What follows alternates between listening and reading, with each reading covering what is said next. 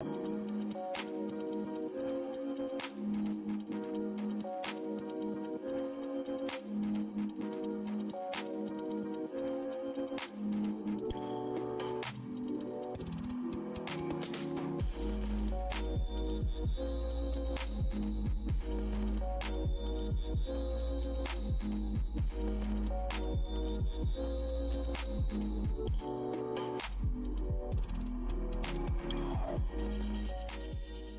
gives me great pleasure today to introduce our speaker, Prasenjit Duara, who is Oscar Tong Family Distinguished Professor in the Department of History at Duke University, after being the Raffles Professor of the Humanities in the National University of Singapore. Before that, he was Professor and Chair of the History Department at the University of Chicago for a number of years. He's a scholar with an immense range, spanning topics from Chinese, Japanese, Indian, and Southeast Asian history and politics, theories of nationalism, modernity, Pan-Asianism, and most recently, environmental history and ethics. His first book, Culture, Power, and the State, Rural Society in North China, 1900 to 1942, from Stanford University Press, won both the Fairbank Prize of the American Historical Association and the Levinson Prize of the Association of Asian Studies.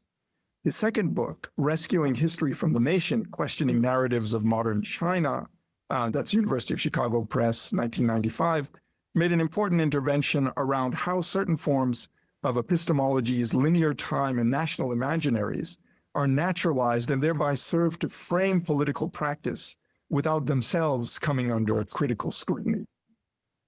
The nation state is connected to an exclusionary logic that posits the self against other, and consequently could be connected to negating the internal other, or the immigrant or alien, the constitutive outside of the nation state. Now, this, of course, in recent months has become more and more. This is relevant by you or by me? His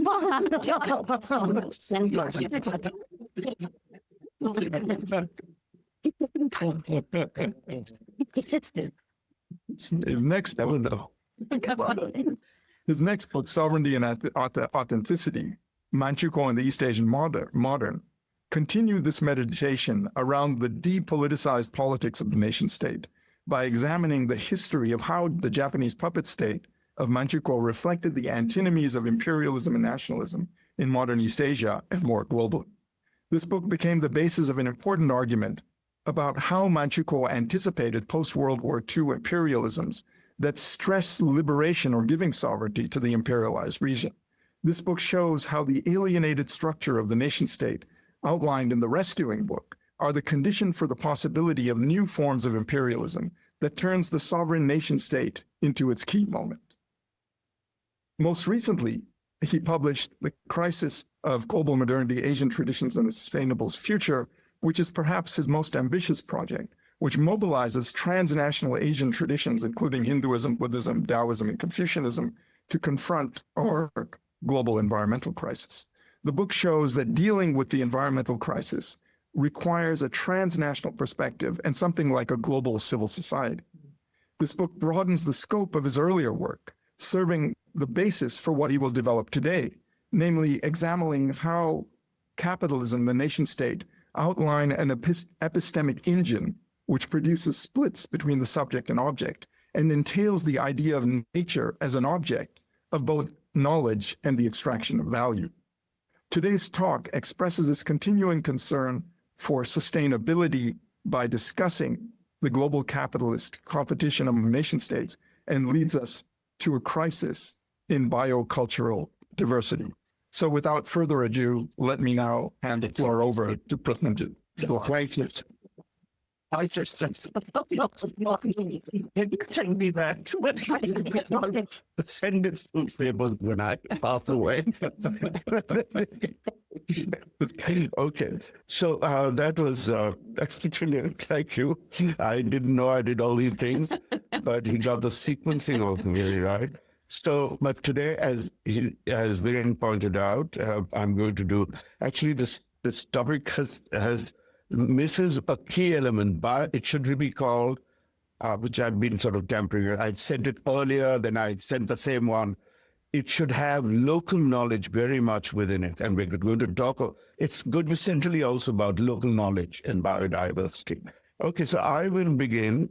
I want to thank the Haven Center, to Andrea and to Peter very much, of course, to Viren and Yuhan for hosting and entertaining me and meeting all the wonderful students and some of the faculty. But let me push on because although I've cut a lot of the slides, it's still maybe a little long. So this is how I want to start, the elephant's mission. So my goal is to explore the impact of the capitalist nation state system, or what I call the epistemic engine, on biocultural diversity of the rainforest regions and rivers of Monsoon Asia, right? So this area I'll be talking about is Southwest China, Yunnan mostly, and then Laos and Cambodia, and Vietnam to some extent, and Thailand, but the central is actually Cambodia. But I want to begin the story with the story of the elephants, which I'm sure many of you remember. How many people remember that? The elephants that, I mean, I'm sure all the Chinese people here remember because they were tracking it. It had more followers than any influencer. Right? So in 2020, 17 elephants left their habitat in South Yunnan, crossed the river, and traveled 500 kilometers towards Kunming, searching for a preferred, Kunming is the capital, searching for a preferred food of grass, leaves, fruits, etc., which they could not find as easily in their habitat, around which there had been, which was denuded, and there have been many plantations, rubber and palm oil and things like that. So, and tea also. Some of them don't like tea leaves. Maybe they do. In October 2021, Kunming was holding the CBD Co-op. This is the biodiversity, International Biodiversity Conference, the COP, Conference of Partners, or whatever it's called, 15. It is the global meeting on biodiversity. And they, I think, went to Kunming, tried to go to Kunming to present their case, right? I mean, why else go to Kunming? So if the timing was just right, August, they could have stayed in a nice habitat with lots of things. But they was, what is the word? They were sort of guided back gently to the area in Songparna before the conference so that, you know, they didn't have to intervene. Okay. And the story is it was a beautiful and slightly scary. One of the 17 left and went back. One of them had a baby on the travel, right? So there was all, it held the world and all. Everybody was looking at this. And I thought it's very important to bring it up in a talk on biodiversity because, you know, they too are telling us something. They're losing their habitat, right? And so apart from preventing natural diversity of ecosystem, massive damage occurs from the epistemic engine, from resource extraction through mining, deforestation, and hydropower in rainforest Asia. Okay, so this is the map that I've been using for some years now, including in my last book in 2015. And this is the map. I don't know how well you can see it. I see it well on the route of, you see these rivers. There are at least 6 rivers in this part. And altogether, there are 10 rivers that come out of the Tibetan Plateau, right? And as you know, the upstream countries in this geopolitical world have control over how much water flows or not. And yeah, I once gave a talk about this, not this topic, another topic. And a Tibetan student was saying that, he said, you mean if Tibet was independent, it could control the water of the world? I said, if. And He and this is the route taken by the elephants, I think, right? Can I see it? Yeah, you see the route, right? So they come from Sipsong Kwanna all the way to, is that Kunmi? I can't see it on my, because, yeah, that's Kunmi, yeah. And you also get the physiography a little bit from this map. You see where really, some of the most dense forested areas. And you see, because these rivers are coming from the Himalayas, right? They're really rapid. You can't do your canoeing or kayaking or so on them easily. And it was very hard. There's a very new interesting book that looks at how the British were trying to get from Kolkata in Bengal across the river to China, across all the rivers. And they found it impossible before the steamship. And so then the steamship came and went around because they were trying to transport opium and get goods from China and so on in that route. That they found it impossible. They found it possible because there were tribal or community groups there that had the local knowledge of how to cross, where to cross, and use mules and others to, in fact, cross. But then it was too much. But they would, of course, yes, you want to cross here? They would present their palm for whatever goods, take whatever you have, and it turned out to be a very difficult thing. But so this is the area that has been captivating me, partly because I'm also from this part of India, which is Assam, and which has a lot of Southeast Asia, kind of influence as well. Okay, let's go to the next slide. So now I want to talk about the conceptual apparatus that I use to understand these modes of, not only to understand the modes of extraction, but to understand how they can be resisted, right? This diagram was developed in 2022 for another paper, which was on political theory. But I thought it's very useful for the kinds of things I'm trying to do. So I've reused it, but let me try and explain it. So what you have is, this is the epistemic engine, as you can see very clearly, which is a dynamic, a circulatory, that is iterative. It goes around, it goes to other parts and so on, force among global nation state that drives the accelerating time of modernity, right? Everything changes so fast in the modern period. And this is the force that does it, and confuses natural sequences and time, right? So when you move that fast, can the fish to move faster than you can? Can you catch them before? Whatever, that kind of thing. So it often moves faster and confuses a lot of ecosystems and things like that. So materially, the epistemic engine is an assembly of states and capital structures that are unceasingly and competitively, very important, seeking resources, markets, and profits globally. And this is not anything new. Giovanni Arrighi talked about what sometimes people contest is, how is the nation state involved? And he shows very clearly that without the nation state, these guys can't really do it. The big corporates. But I also want to understand it cosmologically.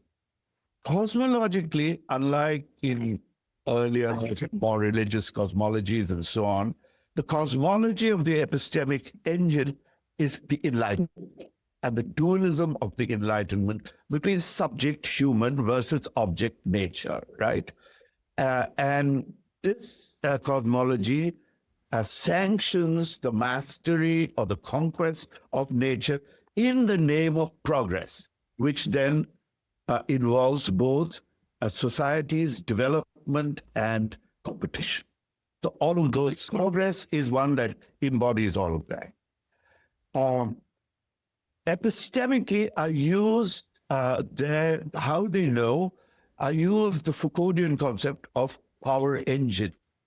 That is the Foucauldian regime of knowledge, which separates not that which is true from false, but that which is acceptable, which has the conditions of possibility intellectually or socially of being acceptable, or politically mostly, I should say. So it separates not true from false, but what may be acceptable knowledge. And so here the idea that knowledge and the cosmology should be nature-centric finds it very hard to replace profit-centric, right? Or progress-centric, or development-centric. So this is the machinery that's going. But then we have the vehicle of the epistemic engine, as I've tried to say, is the nation form, a territorial, identitarian, and exclusivist nation form, which is one that was developed by Etienne Balibar. And it has, but from my perspective and world systems, it legitimates the world order since the 19th century by adaptive reproduction. So nations really begin to copy each other, especially like corporates copy the best corporates in order to maximize their resources and profit. Nations are also involved in doing that. So which is why they're so Americanized, wherever they're from, right? At least the middle class, until you get another competitor, which maybe soon. TikTok. So, these things change. So the goal of progress is framed by the competition between nations over control of global resources, which has historically been the fuel for the engine, leaving its exhaust on the planet, right? And that is what we're left with. Or some might want to call it creative destruction, but we need to focus on the destructive part. Okay, Yunnan forest and that. So I think many of you know about Yunnan, so I'm not going to spend too much time. It's the rapid economic growth of China has also led to massive environmental costs that everybody knows about, particularly through industrialization, deforestation, and dam building, which is going to be central to our. And Yunnan has a concentration of dams because, of course, these rivers come down, rushing down that area, and you can really produce a lot of power, hydropower from these dams. There's 6 rivers that come out from there. Now, let me not just isolate China. This is also true wherever they have rivers, even though they may not be as rushing as Chinese rivers. In India, in Myanmar, in Thailand, Laos, Cambodia, and Vietnam. All of these people are also involved, and most of the others, apart from India, are involved with Chinese large corporations. And the government, especially the Lao government, is completely involved with this thing. Unsurprisingly, all these states simultaneously create protected areas, conservation areas, while facilitating massive extractive and hydropower projects. So on the one hand, they create conservation, but at the same time, they continue their extraction to wait. And if they overlap, and if they don't, for instance, let me go back to the map. Do I have quite a bit of time? Oh, tell me. I'll keep my watch on. You have about a half an hour. A little more. Okay. Oh, just I just want to say that we don't have the Eastern Himalaya region here. Well, Chinese civil society did manage in 2003-4 to call this area to Eastern Himalaya protected zone. So that has been protected. And there's a lot of protection around, but nonetheless, So conservation, more recently, China has sought to conserve its environment and outsource, but it has outsourced its resource requirements, right? So conservation practices can be helpful, but it often offers one-size-fits-all homogenized models which can conflict with local knowledge and community interest. I just want to step back to the map for a minute. So you see here, I didn't explain it fully, on the left side is the cosmological thing, right? There is Enlightenment cosmology, but also below that you see, I don't know why this, Peter Katzenstein made me use this term, hyperhuman, more than human cosmology. And so these are on the cosmological side. Then you see that there's an arrow that goes into the epistemic engine, which is the North nation-state system. And then that affects the world order and world politics, right? So, which is being totally jumbled up today. This map might have been written differently. But at any rate, you do have, the cosmology is not the only thing. You do have worldviews as well, right? You could have religious worldviews, you could have historical worldviews, you could have revolutionary worldviews, which also, however, often work through the epistemic engine, right? They have to work through the epistemic engine. But sometimes civil society movements can directly affect world politics as well, right? Now, if you look at the bottom, you see that there is it should be a very small cosmology of hyperhuman values and goals, that all of nature is important. Humans are very much part of nature. And of course, there are extreme positions where humans don't matter and so on. And at this, they try to influence both world politics directly, but they're also connected to their worldviews. So often this kind of hyperhuman comes through religious worldviews, right? And it comes through a historical experience, or it comes through, participation in politics and so on. And this can also affect it this way, and to avoid the world order and come in there. You think of people like Greta Garbo and not Garbo, what's her name? Thunberg. Greta Garbo was another famous. So, you can, and so many environmentalists and so on are occupied this area. And I will try to show in the essay how this lower part is also involved in the discussion. So Yunnan, I think I've finished about forests. Here's some pictures for those of you who don't know what Yunnan society looked like maybe 20 years ago. It was a very, very colorful place. And Yunnan River and dams, I don't want to say too much again. In 2022, 6 large hydropower stations on the China's upper Mekong, and a dozen more or so are planned, right, on Mekong, which in China is called Nansa. Although 13, then on the No River or Salween River, the 13 dams, which were opposed and rescinded by environmental civil society in 2003. I have a lot of this in my book, how they went about doing it. It was Friends of Nature who brought together, this was the golden era of Chinese civil society, from 2000 till about 2013, till the Xi Jinping government, when a lot of these NGOs were absorbed into the state and were not able to do what they did.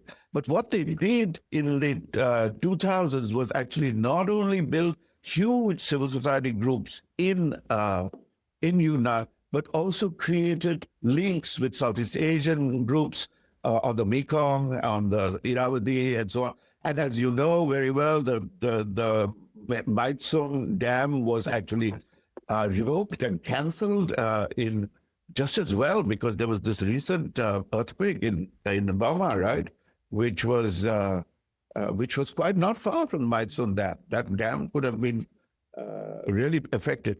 So they succeeded, and one of the things they did was they went to, in 2003, they got Wen Jiabao. They did 2 things. They got Wen Jiabao, who was the prime minister, to come, and he's a geologist, to look at these dams, and they've written a lot about it. And he actually rescinded the order for 11 dams. 2013, when he stepped down, was rescinded, was brought back. Not as many dams, but at least 5 are being built now.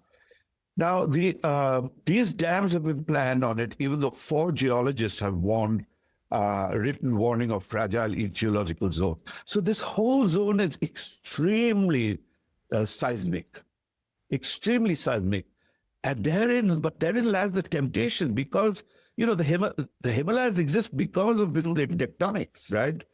And so that can always move. But the rivers exist because of the Himalayas, right? So, and they come down in rapids for that, and that is the level at which the cosmology must operate, right? So, but what happens with the dam is more immediately is habitat degradation, biodiversity loss in both aquatic and terrestrial systems and water systems. Have impoundment and reservoir creation has changed sediment regime and chemical and biophysical qualities of water. I mean, I could just sort of, this is something that I want to talk about. Now we move to Cambodia. The dams on Cambodia, but this is not so much about dam, but about deforestation. So these are the protesters who call themselves Cambodia's avatars, and they have been demonstrating to appeal. They come from about 100 kilometers, little more than that. They have been coming since 2000 to demonstrate, or early 2000s, to demonstrate in the capital square of Phnom Penh. Right? Every week or every month, they would come frequently. Nobody really noticed them because there's so many demonstrations and so on. Then after the movie Avatar came out, and actually the Bolivians first started it, these indigenous people, these are the Cree people who rely very much on the forest for their livelihood, and the deforestation taking place, there are dam projects in the area. It's the area between the Mekong and Tonle Sap and Phnom Penh in that triangle, and they talk about the Prelang forest being deforested, and so nobody paid attention until they saw the movie Avatar. And it's an interesting circular history because Avatar is a word that they know from their original Hindu Buddhist tradition, but this is taken from the movie Avatar. How many people have not seen Avatar? You know, Avatar. By the way, his second movie is terrible. Agree, right? Avatar was a great movie. And what it is, it's a very simple story, but done in a sci-fi kind of way, so that, it's an American rocket that arrives on a planet and to extract all the resources there. And the people, there are human-like people there called the Navi, and they're all green and blue and things, and they live in nature, so they have all the stuff. After that, groups around the world, indigenous groups in the protest, and these were the Bolivians, the Indians, India, they did a lot of this, and several other, even in Spain, some areas where they did something like this. They dress up as much as possible as the Navi. And they use the traditional musical instruments, and they use the traditional forms of tradition and so on. They go back in time, in a way, and it was this pre-constructed time. And this time, everybody noticed them. In fact, I noticed it in the Straits Times in Singapore. And that's why I went to the story. I then went to visit them in 2017. I'll show you some pictures. So, and that really worked. So what happened? So they got attention from the young people and the groups, NGO groups and so on in Cambodia, all across Cambodia. Then there were all across the NGO world, big NGOs, World Wildlife Fund, Save the Rivers, all of these groups came. And their program was to then protect the forest, literally go around to make sure that logging didn't happen. So they call themselves the Avatar, the Cree people in Prelang Forest. They call this the Prelang Community Network. And both monks, they had several monks. I spoke to several monks. And they engaged in tree ordination, which means, wow, okay, you cut this and that's it, if you are a believer, at least in that area, you had it. And they did grassroots monitoring on motorcycles and using phone apps and so on. So from 2011, they were doing this, and they were very successful for many years. But then, the Cambodian government, under Hun Sen and now his son, Hun Than, it's just hypocritical. What they did was 2015 in Prelang, they said, we're going to create we are going to create only a group of registered NGOs. And of course, the Prelang Community Network, which was one of the biggest of those NGOs, was not included. And in 2016, the government produced this wildlife together with, I think, Koreans or something else, or some other group, produced wildlife reserve Prelang, which prevented the Kui from entering the reserve area, right? So here you see how conservation is used to prevent a certain... And inside there was massive logging. Although it was for conservation, there was massive logging with bribery of officials and so on. These are the monks I met. I was there. This is me, by the way. This guy sitting here at the corner. I organized it. This guy with the bald top, and some of these people who were on the cover of my book and who, were showing films, they were there. These two monks are very interesting. This guy is the venerable son, I think. He was educated in India, so his English is pretty good. And he's in the parliament. So he's, I know Hussain and so on, but he probably acts as an outside protector. But this guy speaks no English. He's the real leader, Ben Hood, or something. I have the name somewhere.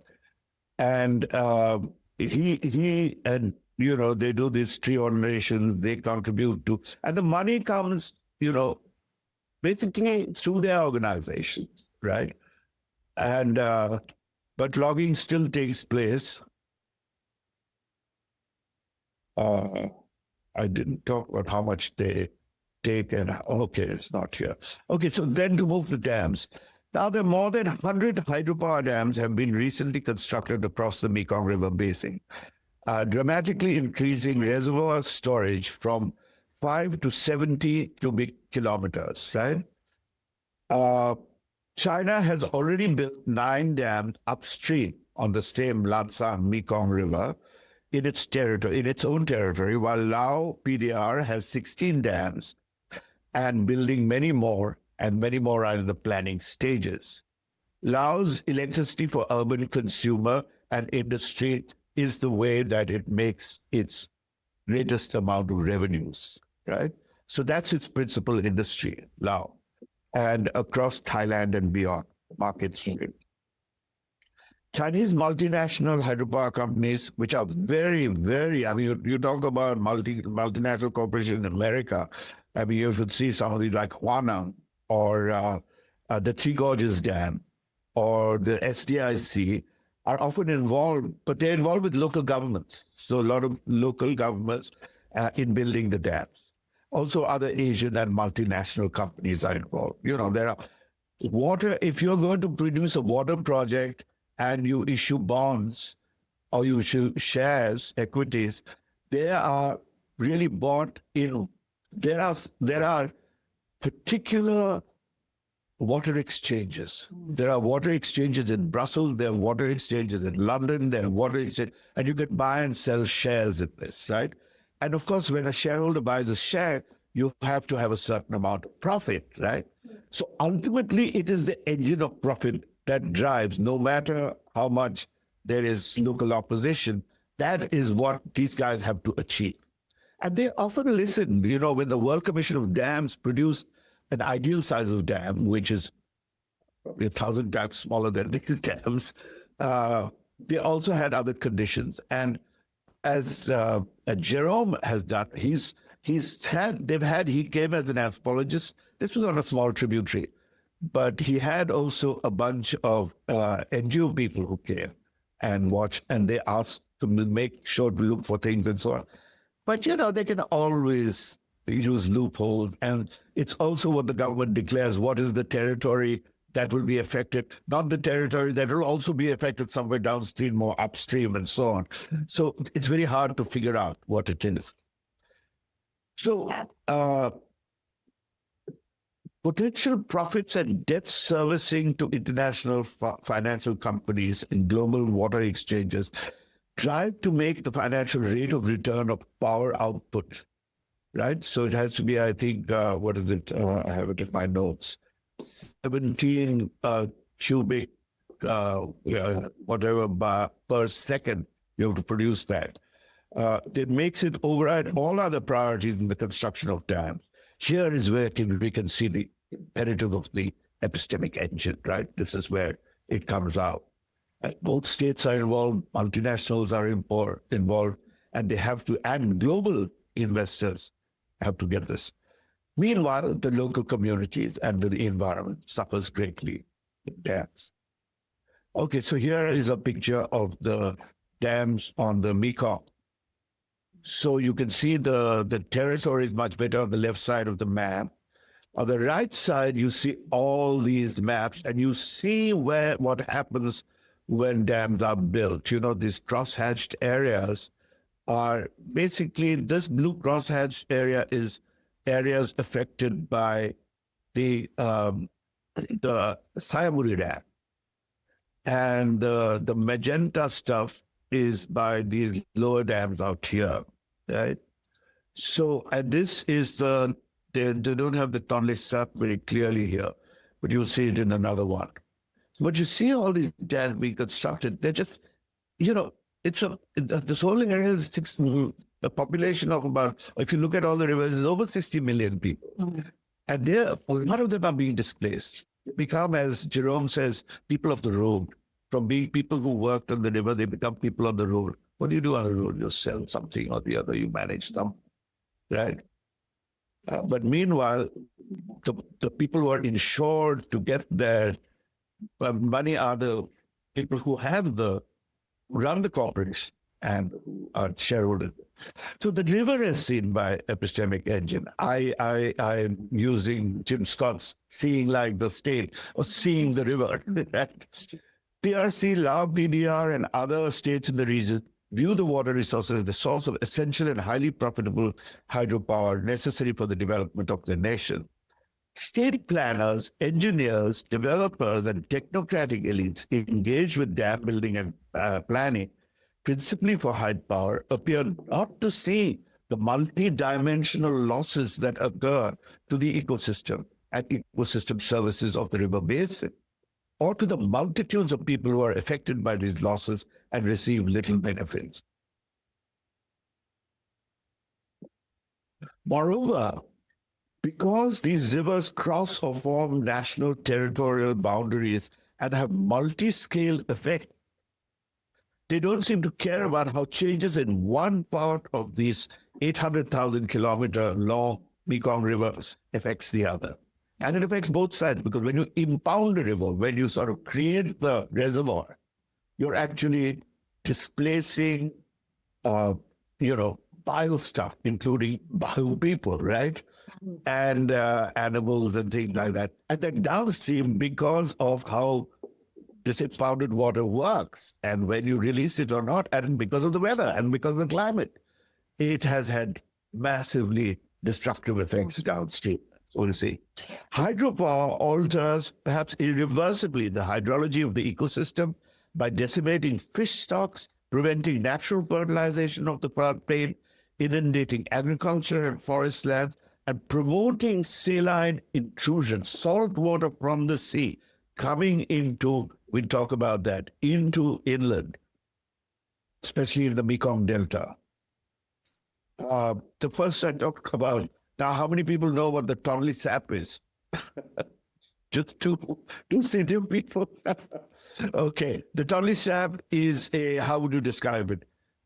I'll read it here. In Cambodia, is the largest freshwater lake in Southeast Asia and connected to the Mekong by the Tonle Sap River.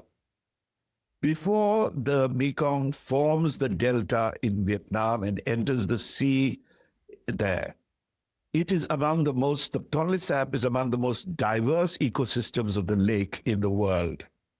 The livelihood of that, I've been there, it's quite interesting. One of the most interesting things, they live on this water, but and there are raftings just on the water.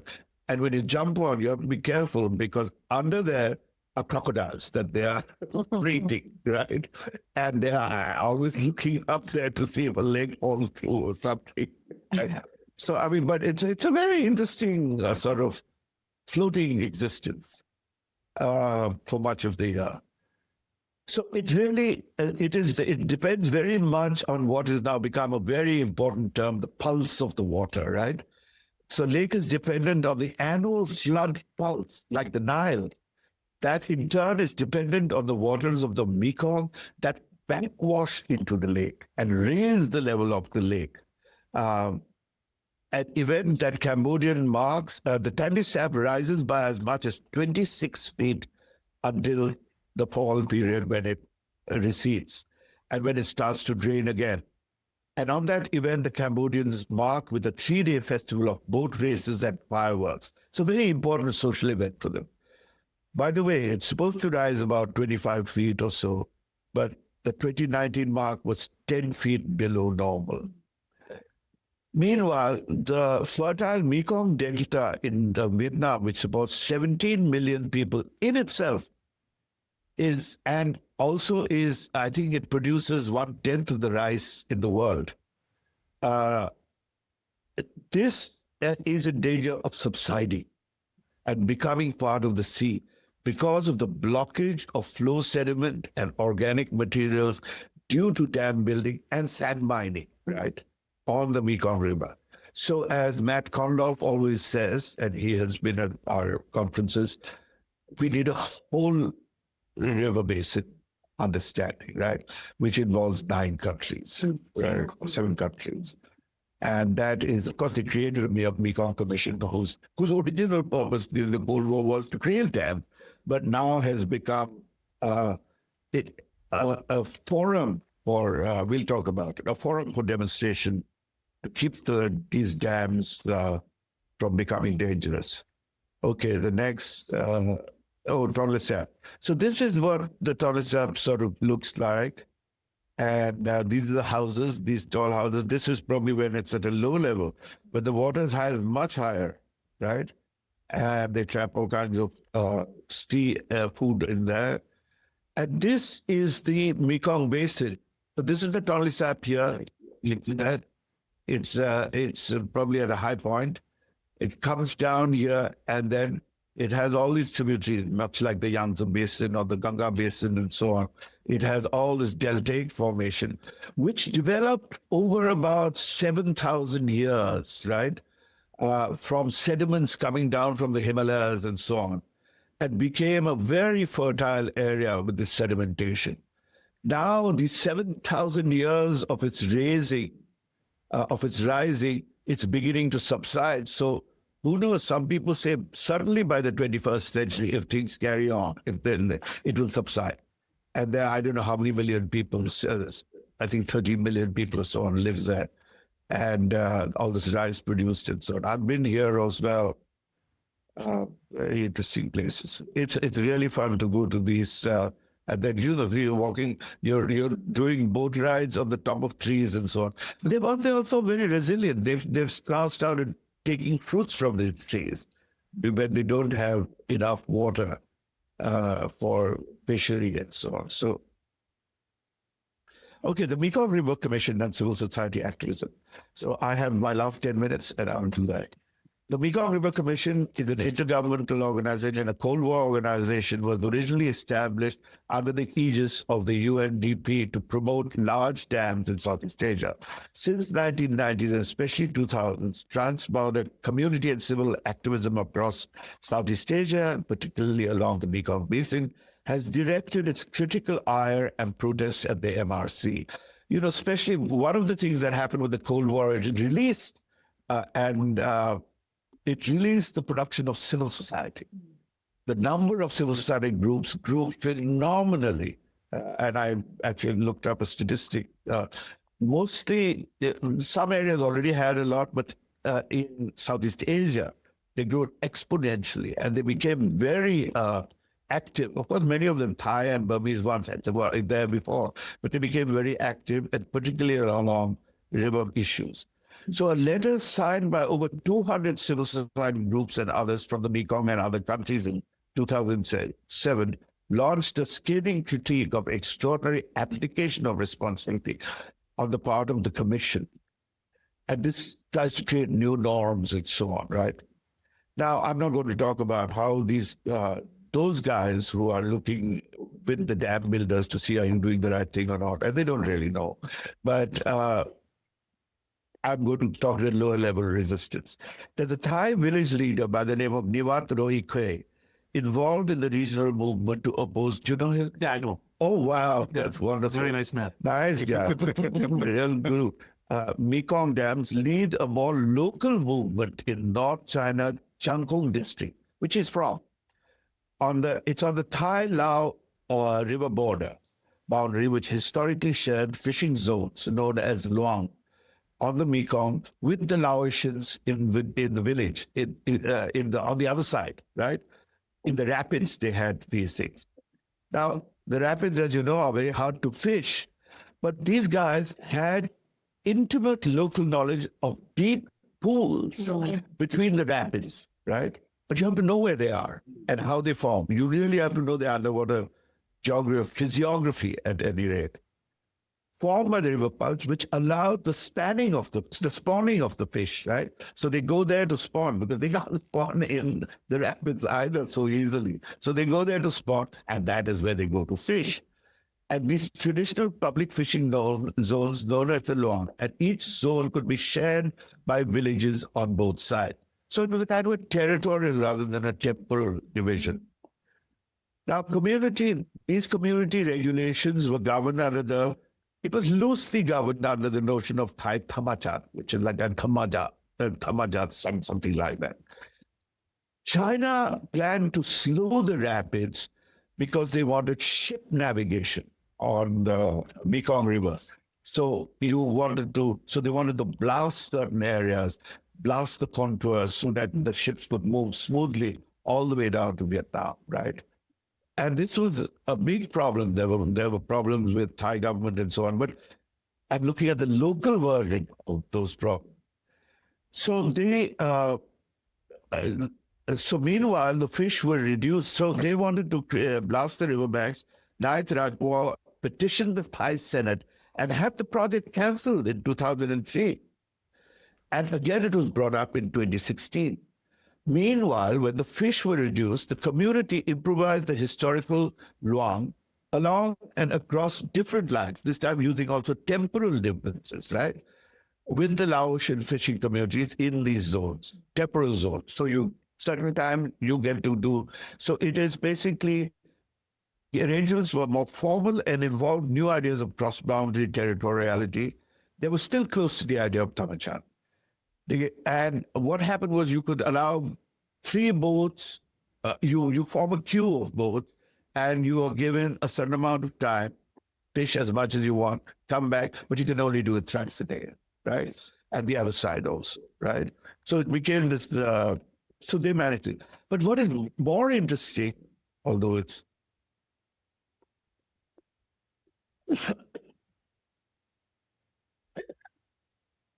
they created their own conservation group. Because this guy, whom they call Kruti, I think, he knew about how you can create a local community. So he got a whole bunch of community people affected on the water, I think 7 or 9 provinces, and organized them, created a conservation group called the Rakchang Khong, which intensified their Buddhist ceremonies. So Buddhism and Thamachat and so on were there. I mean, there were rocks and there were Buddhist temples and so on, but that was not so important at that time. Now with this thing, it's like the Avatar people. They recover some kind of tradition, but also using modern conservation methods. So they have a scholarship which talks about, they recorded the fish species from traditional school knowledge with the measurements, habitats, spawning season set up the Mekong School of Local Knowledge, right? This is Rakchang Kong. They set up this Mekong School of Local Knowledge and with specimens in their museum galleries and so on. And so then they actually have produced their knowledge and can continue their fight.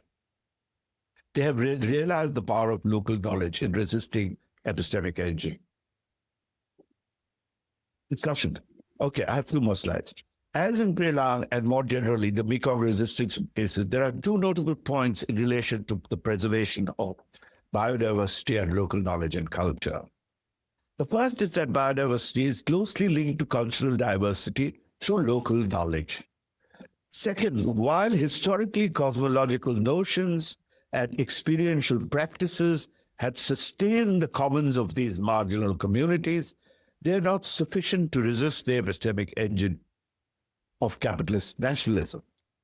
These communities had to creatively combine traditional knowledge with modern knowledge, institutions, and media technologies to be able to hold them off. They collaborated with local and regional NGOs, scientific and youth groups, and global entities like Worldwide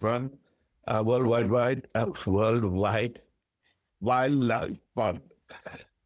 Greens ARC, that's the very interesting group, to pressure governments and organized capital by holding their feet to the fire, right? Between the local community and the legal order, there are flows of environmental activism, often spiritual, across different scales, and enabled by new media and custodians of this emergent sphere. The Kunming Declaration, ultimately they did have the biodiversity conference, but it was in COVID, so they had to have a second part in Toronto or something. Kunming Declaration and UN Convention on Biological Diversity, and also protection of indigenous rights and rainforest initiatives are also signs of the normative goals brought by global environmental activism, right? So, the sacrality of nature. Marginal communities often turn to religious conceptions which are animistic or sacralized natural commons. Often it's a kind of a return, right, as we saw. I mean, it might have been there loosely, but they find a strategic point of entry into the modern sphere. And the Rakungchan is a good example. The Loang had been understood through Thai notion of the Thamachat. The new challenges enhanced the sacrality of that ensemble. They responded with adopting and adapting modern concepts that enhance the sacrality of their enterprise. There is a convergence between these local communities and modern environmental activism in developing a new idea of sacralizing nature. What is sacred? Sacred is something that is inviolable, right? You protect the sources of life, usually, or it can be whatever you think is the source of life. The thinker, a god in a temple is the source of life, but that's sacred. But nature is also a source of life. And it's a legacy of what we call a global spiritual, ecological spirituality, right? The modern expression of sacrality is written as the protective areas as the common heritage of humankind. This is a UN declaration. There are actually 160,000 legally protected areas, though as you've seen in the protected areas, many of them are greenwashed and, they're used by states to extract or by whatever. There are 1,000 World Heritage Sites, cultural and natural, covers over 12% of the land globally. This sacrality represents both a belief and a self-conscious articulation of hope. The recent legal decisions recognize sacred sites across Asia, in New Zealand, Latin America, North America. You have, especially led by indigenous movements. And it has been shown that where indigenous movements have these rights to as custodians of sacred territory, they turn out to be the most successful. This is been shown by the UN. These movements reveal modes of creating multiple scales and varieties of identification with locality, region, nation, nature, and the planet that could put pressure on the epistemic engine. It wasn't the second last. This is the second last. The issue of agency and the formalization of rights is susceptible to the critique of epistemic violence against indigenous local cosmologies. I mean, if you want to talk about rights, this idea of rights seems to be very foreign to a lot of indigenous communities who have other ideas. But my thing is that debate is, as long as there's a point of pertinence and there is enthusiasm from the indigenous side, they can use it effectively. They can use these modern tools effectively. But there are still many contradictions. I don't want to what's her name calls fiction. Anansi calls fiction. There are many contradictions between modern conservation and local communities do not have the exclusive concept of environment or nature. The elements of knowledge and practice pertinent to modern environmentalism or conservation come in a package with a variety of beliefs not consonant with the latter. Historically, the communities have always adapted to their changed environment with available cultural and political resources that they can get absorbed. So the biggest issue is that of rights. Especially in Taiwan, you have this with the Buddhist notion of light rather than rights. In this context, the two sides have to adapt to one another so that the pertinence conserves interests of the local community embedded in the modern conservation. To return to the epistemic engine, the rights doctrine sanctions both property as well as the protection of communities.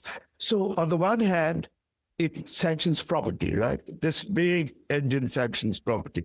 On the other hand, it seeks to say, okay, we'll do something about nature by allowing this conservation, right? So this may be coming from these worldviews down here. The indigenous and civil society movements do not often defy humanist ideology. They often come through this upper route or through this route, but seek to compartmentalize inviolable regions as strategy. Indigenous and local communities are, by collaborative agencies, seek to intervene politically and in global politics directly. So this blue hyper-humanist often goes directly into world politics, but also through the epistemic engine of the rights doctrine. Of course, there are problems with indigenous and social civil society movements. The global environmental movement has to operate to stretch the Enlightenment episteme and also go beyond it to place the centrality of nature in the global agenda. I will definitely stop here. Hi, Professor. Thank you for this wonderful presentation. I have two questions. First is regarding how to evaluate PRC's hydropower construction and presence in the Southeast Asia, because I think this history that it was Japan, post-war Japan, that first have this reparation commission and foreign aid that first led to the construction of hydropower stations in Southeast Asia, especially Burma. And what was the situation that the PRC come into the picture? Was it the PRC first that came into this picture as a resistance for Japanese post-war imperialism, as a way of saying that this is the third world solidarity, and how it shifted from this kind of resistance to Japan to a new nationalist? I unfortunately don't have much information and knowledge about these dams, the Japanese dams and the Burmese resistance. But I do have a quote in my book about how it was a very, China and Myanmar, we are neighbors, we are brothers, our waters will flow kind of thing. So it was very much third world solidarity and opposition to dams. So within China, Mao was always interested in dams. One of the interesting dams everywhere. I mean, you could see how important. I'm doing a volume I should have mentioned that I'm editing after 3 years of conferencing, starting with people like Jim Scott and so on, whose book on rivers just about, but he wasn't in the volume. Got to see that. But it's called Lives and Histories in the Hydrosphere of Monsoon Asia. So it's instead of taking terrestriality as the foundation, what if you start taking water in all its dimensions, whether it's mud or sweat? We have a person we have Chris Courtney writing on sweat and humidity in the Jianghan region and so on. Wonderful stuff. And we have, that one shows that it was during, and we have, I wanted to say, Arunab Ghosh, who was at Harvard. It shows that it's not just big dams that the Maoist people built. He shows that positively, they also built small dams. And these dams were very interesting to see. You could see how electricity sometimes was just in order to produce enough for a village to have lighting in the evening, right? Such a small dam. And it was along with tributaries, but they built it. And it was with these, it was often mud-based and things like that. But they've lasted till now. These have been very good dams. But then it just continued and continued, and the numbers grew in the thousands. Big ones would always, many small ones also collapsed. But the big one that collapsed, that the first put is Sampensha. You know Sampensha? On the Yellow River. Yeah. And that was a real disaster. And that was supposed to be the biggest one. Though, of course, we know even Sun Yat-sen imagined the Three Gorges, right? And the Three Gorges have had enormous effects. So this became, it is a trend of developmentalism, a kind of Soviet. So I've been talking a lot about capitalist nation states, right? But it really is not only capitalist, it is industrializing nation states. So there could be socialist industrialized, because there too the idea is more conquest of nature, right? And that becomes so central. And in Russia and Soviet Union, there was barely any, opposition that was encountered, especially in Stalinist Russia, to the kinds of dams and other things that were built at that time. So this takes place, in the 1990s. You get the Three Gorges Dam, and Three Gorges is a very interesting period because here is where there is no democratic activism, though in the end, it's about the same time that India was building the Narmada Dam, which is not like the Three Gorges. It's not coming from a very high thing, and it's not very... But the Narmada Dam had so much activism from the start, and there was Medha Patkar, and all these people became... and in the end, as the water was filling up, these guys and the whole movement was up to this much in water. They just stayed there, going to move and so on. Then they were finally brought out. But in China, when the Three Gorges, the first tranche of the Three Gorges came out, Tai Ching had a book called Yang Yang, right? She produced, and it was immediately translated.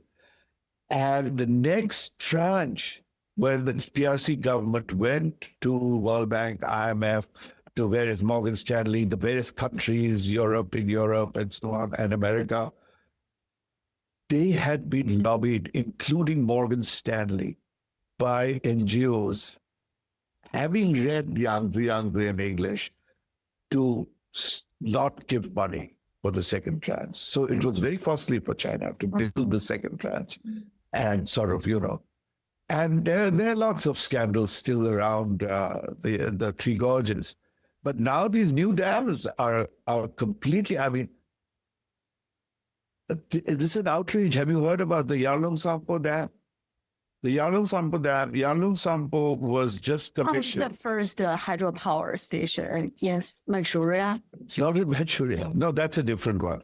Yarlung Sampo is the latest dam. It's the biggest dam in the world in southern Tibet. Yarlung Sampo. Sampo, okay. And I'll show you the map if I can. That is a river that's southern and that connects to the Brahmaputra, which is a very rapid flowing river because the Himalayas, thank you. Yeah. Okay, so it's here. This is the Yarlung Sampo, and they have built the dam just around here. Just around here, which is the point which connects now.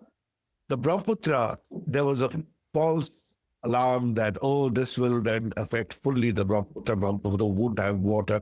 And Brahmaputra is the river that not only feeds Assam, which is where I'm from, but a lot of Bangladesh down into the delta.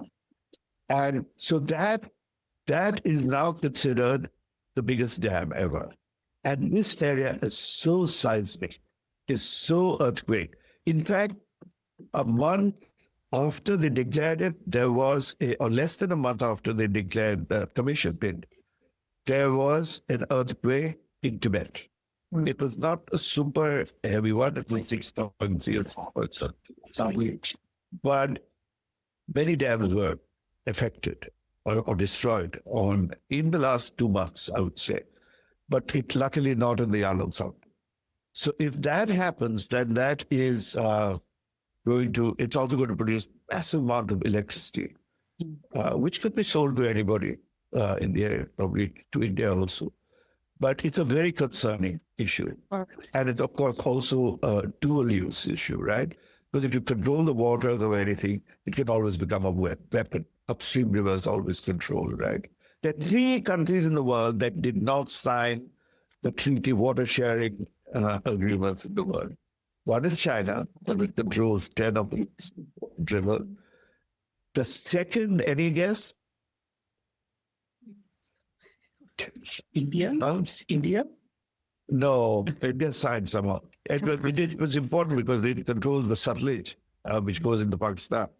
And so far, it's never been used. So that's good. But who knows? Second is Turkey.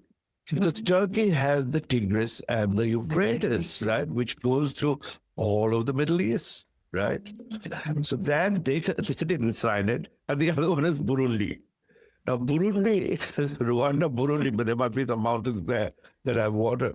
If it was today, it would be South Sudan, because that's where the Nile comes from, right? But, it was an area that was, or Uganda also. We have a question from our virtual audience. Sahil Sasidaran. I apologize, Sahil, if I'm not saying your name correctly. I'm not. But they write, question regarding the point about combining traditional ecological knowledges, TEKs, or local knowledges informed from hyper-humanist cosmologies and modern knowledges based on Enlightenment cosmologies, as this implies the possibility of sharing or combining cosmologies. For example, in your diagram of the epistemic engine, you mentioned property rights also serve in the sense of a pharmacon that needs to be turned curatively towards protection and conservation instead of the toxic, limitless accumulation. Couldn't then the nation state itself also serve as a similarly ambivalent concept that can either act to separate out these cosmologies or make possible their shared evolution? Yeah, I think that's very true. And the nation state is, unfortunately, in my view, the agency that has the right to do that, right? So it's also national rights. If you look at the French Revolution, the French Declaration of Rights, the nation limits everything. It's the hem of every right. The nation has a right over every other right. Liberty, equality, fraternity, but it's the nation that has the supreme right. So we get that from the beginning. And the nation, as we see, the worst case scenario is this Cambodian government that creates a conservation area to wall off, right, the movement. So that's a bad example from that, right? The good example are probably Southwest China, where, in fact, through activism, through intervention of political figures like Wadjabar and like Aung San Suu Kyi and so on, they were able to connect the two forms, right? They were able to let them thrive. And in places like India, I think it's, what's his name? At Yale, my good friend, the anthropology professor at Yale, Shiva Ramakrishnan. He has shown that a lot of the tribal people have used the rights of sacrality to this Vedanta against this big mining company called Vedanta, which was a whole hill they used. But they said it's sacred to us, right? And the Indian judicial system said, yeah, these can be sacred rights. And you have sacred territories now in various places with tribal groups in India. And of course, there are elephant corridor groups and so on that people also want to do. And so there are ways in which these two forms, these two cosmologies as well. But usually the compromise has to be that we use the notion of rights. But it is the notion of rights that gives the multinational power the right to Now what do you have? The election backing also, right? You have the right they have the right to get money from individuals, right? What is that whole phenomenon in America that happened about 10 years ago? Oh, Citizens United? Huh? Citizens United? No. I'm talking about the opposite thing where you get PACs, PACs. This is quite new, where you can basically give money. So that's a question of rights. Ultimately, PACs have the rights, so politicians have the right to create more money and the right to appropriate property, right to own the satellites. Right? And so this is they use that for this purpose, but it's still on the margins. It's still on the margins. The people most active in the human rights argument in the global sphere are the little islands in the Pacific and in the Indian Ocean. Did you ever see, there was this very charismatic president of Maldives, I forgot his name, Abdul Ghulam or something. I met him once in Singapore. He had a cabinet meeting underwater. I mean, anyone remember that? Yeah, you do? Yeah. We are the only ones that he actually showed they had a table, they were wearing masks and so on, but they were, and there underwater they signed this, they offered a treaty. The rest of the world to, realize that their islands were being submerged because of rising sea levels. And, at this point, people like Trump and all don't care, but at this point, you could reach a tipping point. A tipping point is when, you have these different Earth systems, right? And you have the lithosphere, the hydrosphere, the atmosphere, the biosphere, and something else anyway.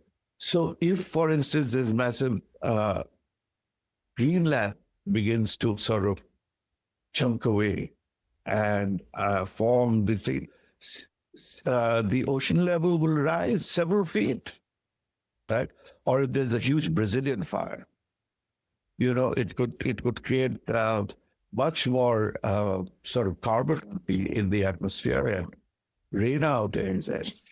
Or if there's a drought, as we know, the California drought, there's very little sort of way around it. So, I mean, what I'm talking about is obviously not about something that devastates the whole world or devastates the whole areas.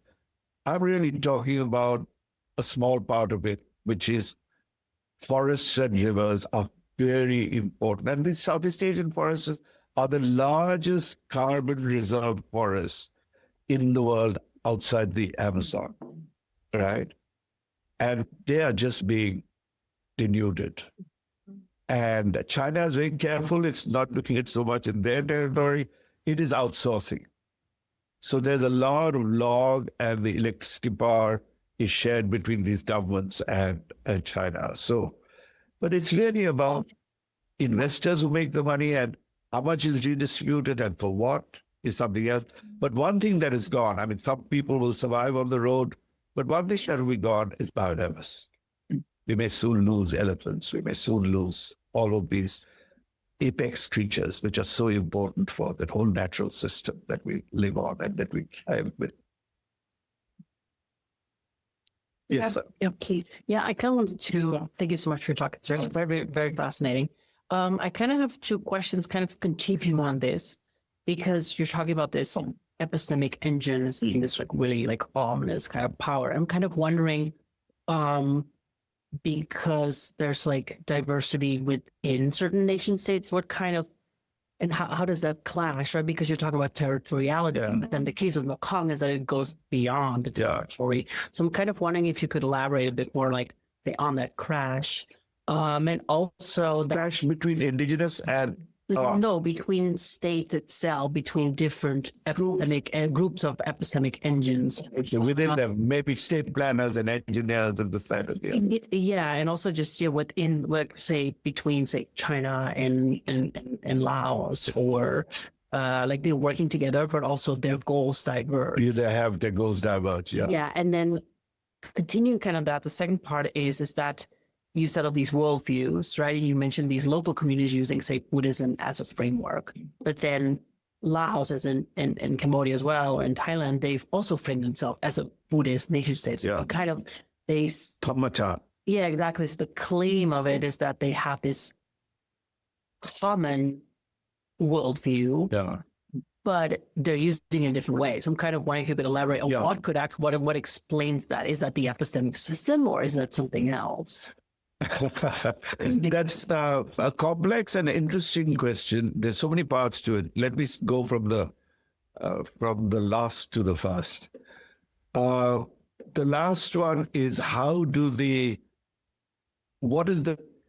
far as I understand it, as far as resistance is concerned, how do the indigenous people, do they use their Buddhist form and so on in this kind of thing? And certainly I would say they do. It is often, very often, in fact, mostly led by Buddhist monks. And that whole process started about, I've forgotten the names. It's in my book, 40 or 50 years ago, by Buddhist monks ordinating trees in Thailand. So Thailand was the first place. And in Thailand, you see old trees that still survive because these places are sacred places, right? These old trees where you have a head of a Buddha or something that is stuck there. At Cambodia, you can see it even now. If anybody's been to Angkor Wat, you can see all of those things. And so there is, I think, a Buddhist monkish relation, right? It's whatever the adjective from monk is. I call it monkish. I should not call it monkey. A monk network that I don't know, I have not followed them, but they do the same things. So in Laos too, they do tree ordination, right? In Cambodia too, they do tree ordination. At the same time, just a little north of this, there is a temple. I was just talking to a cab driver, a Uber driver who's from Cambodia. And he told me, he's going to speak on Cambodia. So then we started chatting. And he's been to this Priya Vihar. It's a temple on the Thai-Cambodian border. It's very high up, and it's very difficult to. And they had a huge fight over it. And the Buddhists were also fighting over it. So they've become quite nationalized. But at the same time, they do recognize that whole area is called, where Angkor is called Siam Reap. So I asked them, what is the meaning of Reap? I said, defeat. So we defeated the area. I said, no, why don't you call it Siam Jaya? You know, we hail Siam here. But they said, no, never. And so that's so there is connection, but there's also tension, and it has to be. I mean, it's friction, right? As Anna Thing says, it's friction. But often that friction is elevated, but the connection also works in many ways, right? So you see these guys doing the same thing in Cambodia. Tree ordination becomes a very important thing. And tree ordination is also a mode of mobilization. It's not just a question of sacrality. It's a question of how you mobilize the community of believers around this. And I have pictures in my book of little children putting up, Buddhist flags all between trees and things like that as well. So Buddhism does play a role, although I also emphasize that it's not friction-free in creating these networks. Very often it is people like this, what's his name? This Cambodian leader, right? No, Luthi. Let me get to it. Oh, it's these guys. This venerable stuff. But where can I see my notes? I have to go back to. Anyway, these two guys are very active. This guy lived in India. This guy was talking and speaks pretty fluent English, and is able to negotiate around with environmental NGOs and things like that. In fact, these guys, after about 10 minutes, there was so much interest, and students started trying to educate them, and about botany and so on in the area and all this stuff. And then they found that the biggest problem was rivalry among student NGOs. So they told them to go home. So NGOs can be a problem too, although I mean, you know, friction is all over. But so you achieve something through that friction, right? By going through, because they did contribute something. You took something from them. Then they became a problem. You checked them out. But you still manage it. But it's not so safe now, especially with this new son of Hun Sen, who's probably openly about. But I don't know. So, yeah. No, I was talking about, what's his name? Kruti.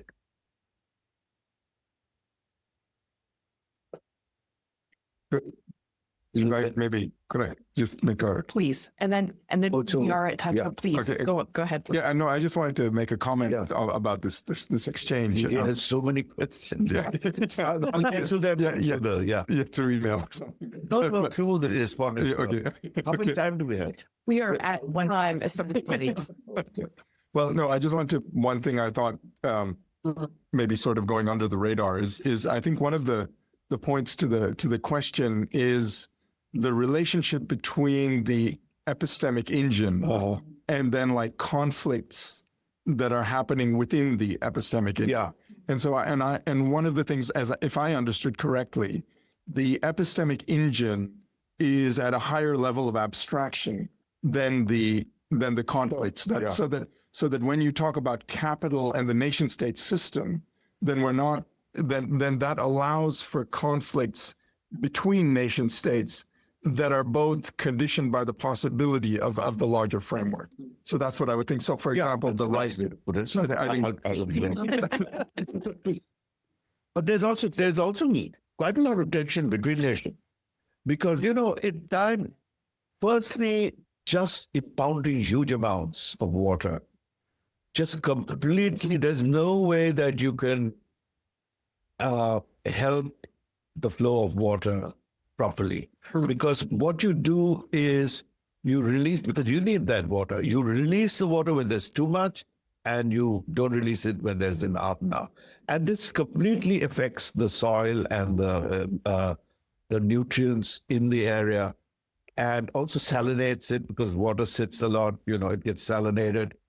And there are all kinds of damage and so on. So they do have to. Now, Laos is almost like a province of China now. It owns China so much. Definitely China is probably greater than its GDP. But I don't know that for sure. But it is. So that's not an issue. But there are tensions between Vietnam and China, because they're also affected. And Thailand, both of which are friendly towards China, but they do, the Thai parliament and the Vietnamese government often. One of the things that's happening, to get to the map of, this one, you see here, you see the Mekong Delta. Well, what is happening now is that Cambodia has agreed to create this part is Cambodia, and there's a new Cambodian port that has been built by the Chinese here. And Cambodia says, from Phnom Penh, or from the place where the river turns to go into Vietnam and leaves Cambodia, to create a canal all the way from this area to Sihanoukville. Touch it and it goes away. From this area around here, this is not the best map, to here, to create a canal to this port and to the other port. And Vietnam said that means that we'll have even less water from the Mekong and so on. So there's a huge fight. Right now, China cannot decide. There's sort of indecision, because there's probably there's a Cambodian faction and a Vietnamese faction there. And these two countries. So this trans-territorial thing is very difficult one to solve. And that sort of, in some ways, helps the civic engine, but it also helps the resistance, right? Because your state is against it, because of status reasons. So it just sort of So there's a way in which the hyperhumanists also keep it going.